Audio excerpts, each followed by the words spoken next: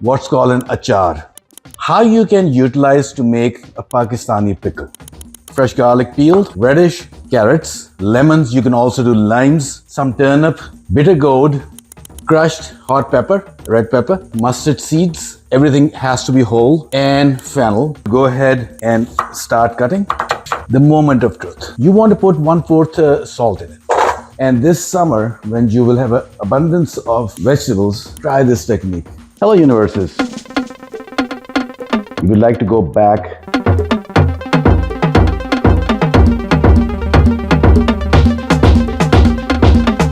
and let's be friends together. Well, hello there. Welcome to our channel, my friend Bob.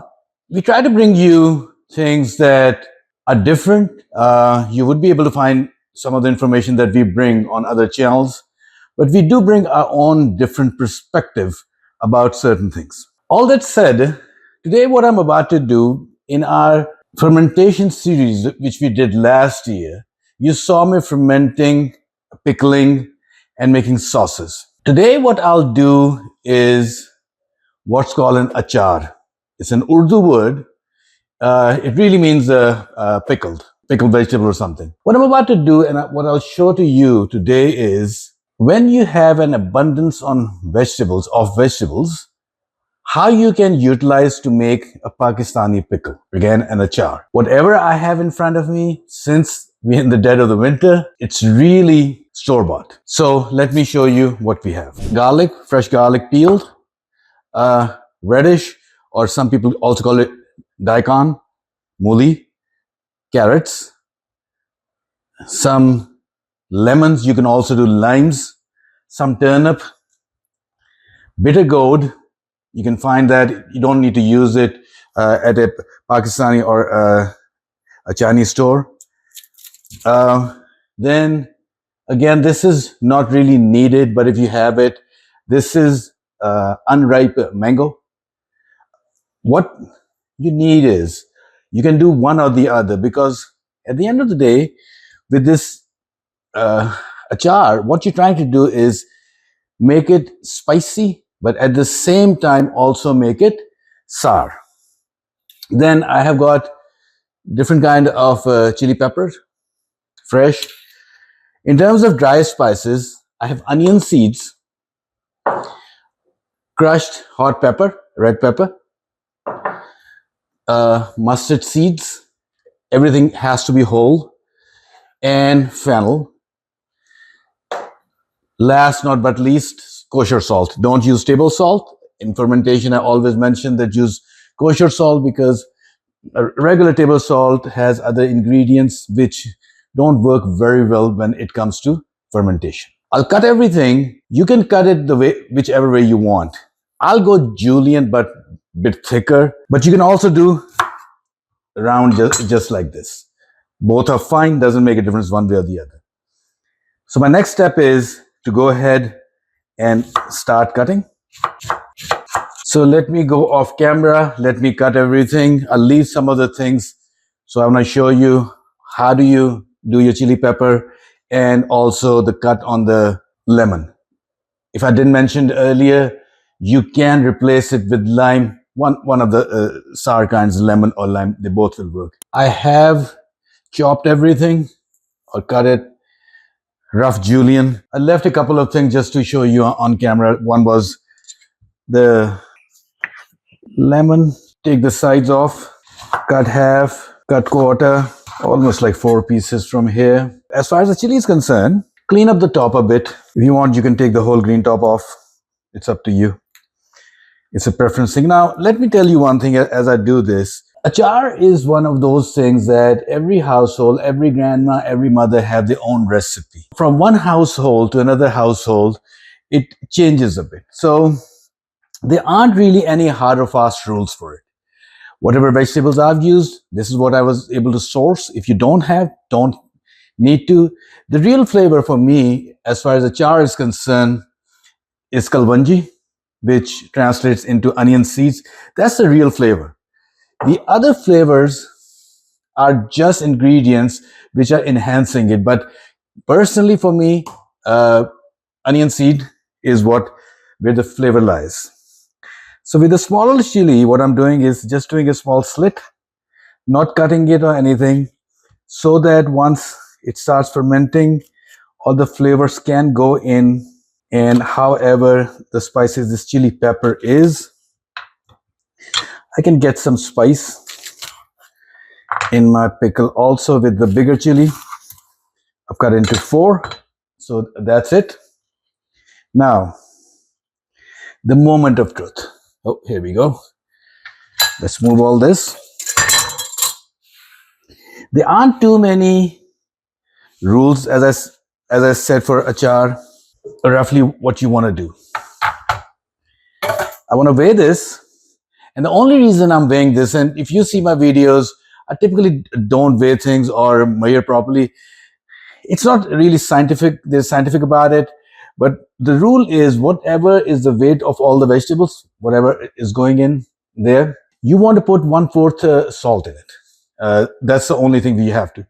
One thing which I'm about to do, again, the reason I'm doing this, because I have it, you don't need to. So this is a earthenware pot. It's raw inside, it's raw outside. I'll use this as my fermentation vessel. I know most people would not have it. If you don't worry about it. Use glass. Don't use metal. I'm about to use metal just for mixing things. Nothing will sit in here forever. I was surprised to find these beautiful raw mangoes from the store the other day. It was a good surprise. My mother actually also used to make a pickle just with raw mangoes, and the reason was we had a tree in our backyard, and it was not grafted properly. So what happens when the tree is not grafted? The flavor of the mango doesn't, even when it ripens, it really doesn't get anywhere. Okay, so a bit over 5 pound. It is 6 pound, a bit over 6 pounds. So that means I need 1/4. So a bit over a pound that I need in terms of salt in this.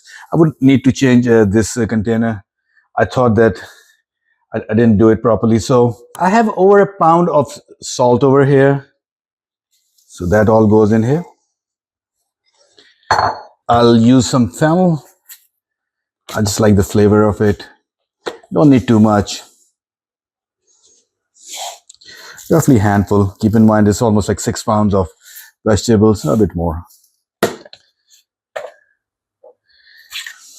This is what I said, onion seed where the flavor is. Again, I'll probably do 2 handfuls. Onion seed has a very distinct flavor. This is regular yellow mustard. Don't use powder, use whole. Probably do a handful. There you go. And to spice it up, some crushed chili pepper. It is hot, so depending on your tolerance, put accordingly. Mix.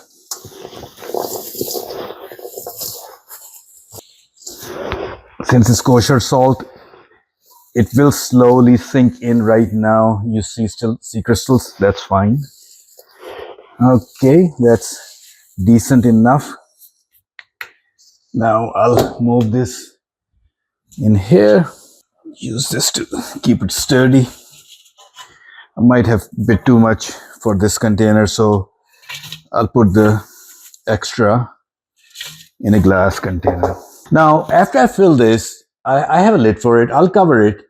And you really want to put this in the warmest spot in your house. In my case, it would be my broiler room. So I'll put it there.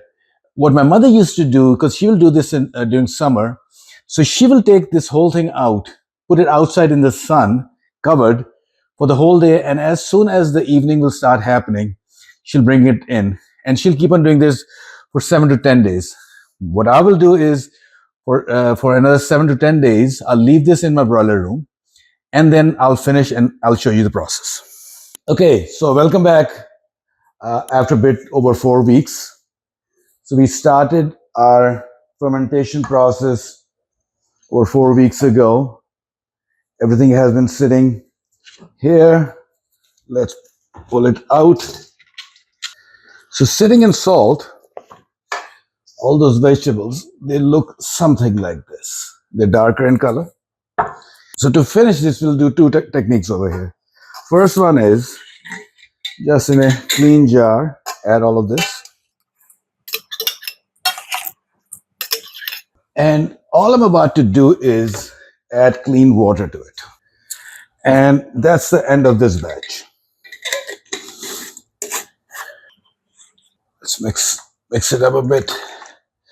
And this is done. I'll put everything in this. Again, if you don't have one of these things, you don't need them. I just have them, so I'm using it. Let me fill this up.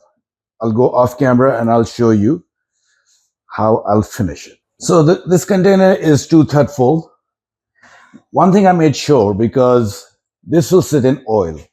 So you have to be sure that you don't leave too much liquid, because in the fermentation process, what happened was naturally vegetables start releasing the liquid. So I made a point that I took that out. Now, what I'm about to do is I'll put oil. Something to remember over here.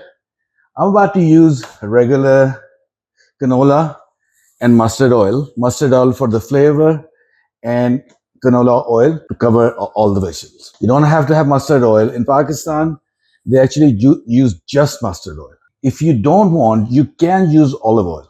So there's no hard and fast rule about the oil. So I want to add that my vegetables are covered in it. I'll add that a little bit.